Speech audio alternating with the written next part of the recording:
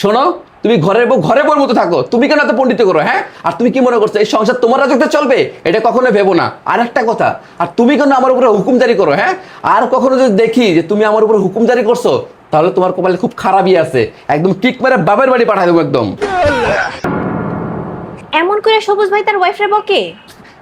হ্যাঁ, সবুজ ভাই তার বউর সাথে এই ব্যবহারই করে, জানো? সবুজ ভাইরে তো আমি ভালো একটা মানুষ মনে করছিলাম, কিন্তু তার আসল চেহারা তো অন্য। তার দেখা বোঝা যায় না যে সেরকম।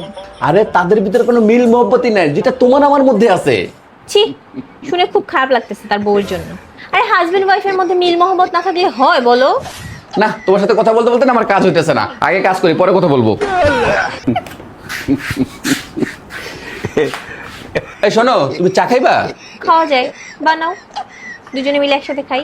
আচ্ছা ঠিক আছে, 1 মিনিট ওয়েট করো, কাজটা শেষ করে তারপর বানিয়ে দিব। ও শোনো, আমার চাটা আমার রুমে দিও। আচ্ছা।